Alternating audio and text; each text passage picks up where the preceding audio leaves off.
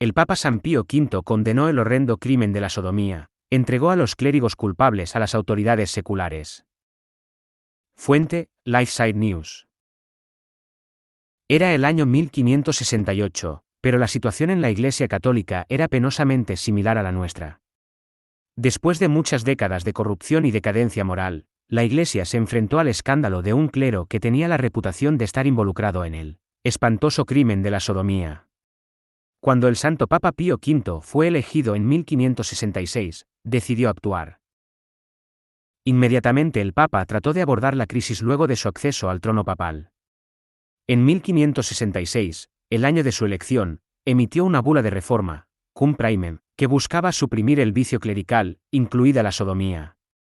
En el párrafo 11, la bula declaró: si alguien comete el infame crimen contra la naturaleza, por el cual la ira de Dios vino sobre los hijos de la incredulidad, deben ser entregados a la corte secular, y si son clérigos, deben ser despojados de toda orden clerical y sometidos a una pena similar.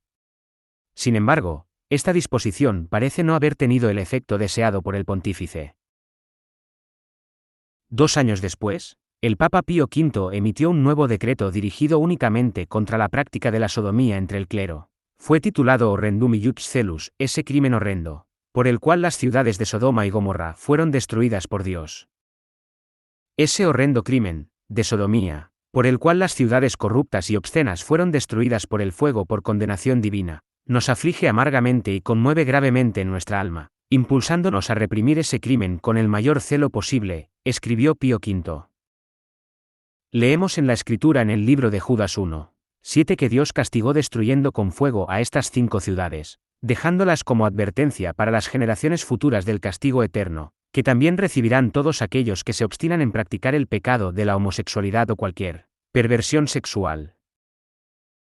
Y Sodoma y Gomorra, junto con las ciudades limítrofes entregadas como ellas a la lujuria y a la homosexualidad, sufrieron el castigo de un fuego perpetuo, sirviendo así de escarmiento a los demás.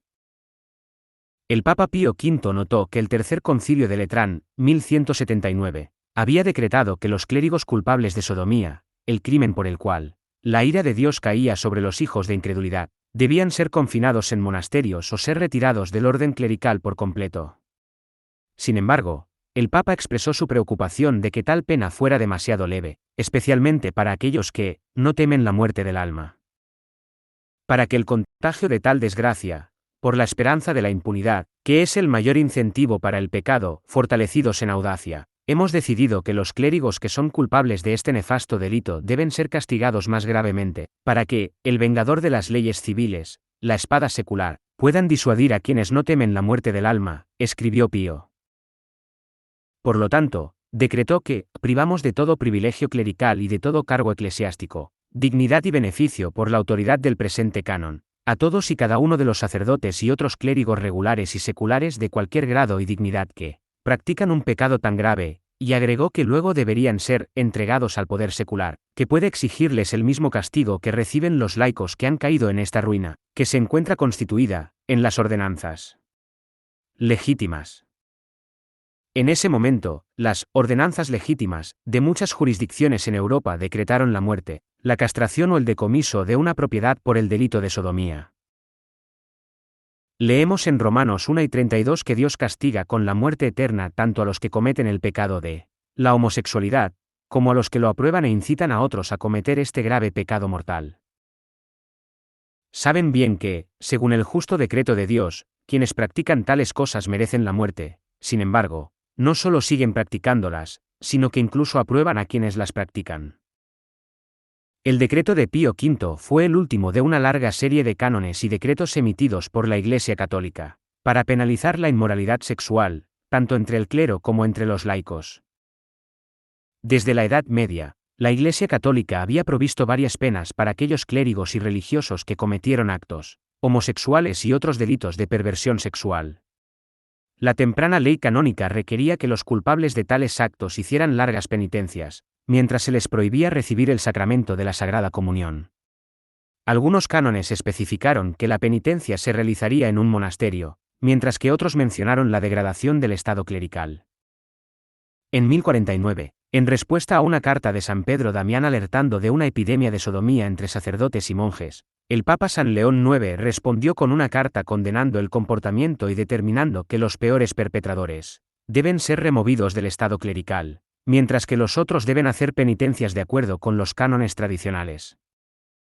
En el siglo XIII un concilio ecuménico abordó el tema.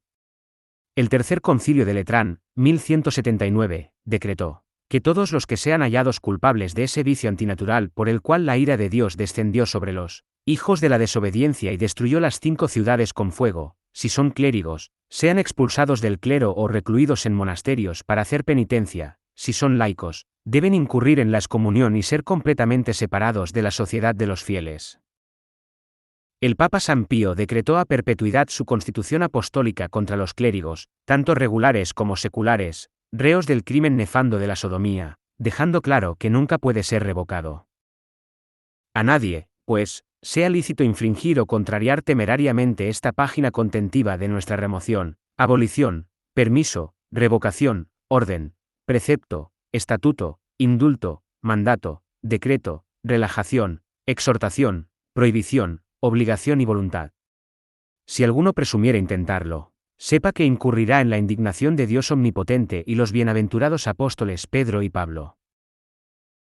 San Pío V, te pedimos por la conversión de los jóvenes que han caído en el abominable vicio de la homosexualidad, para que se arrepientan, cambien de vida y se salven. San Pío V, te rogamos que protejas nuestros hogares y nos mantengas libres de todo pecado mortal. Haz, Señor, que mis caminos sean orientados para custodiar y cumplir tus decretos. San Pío V ruega por nosotros.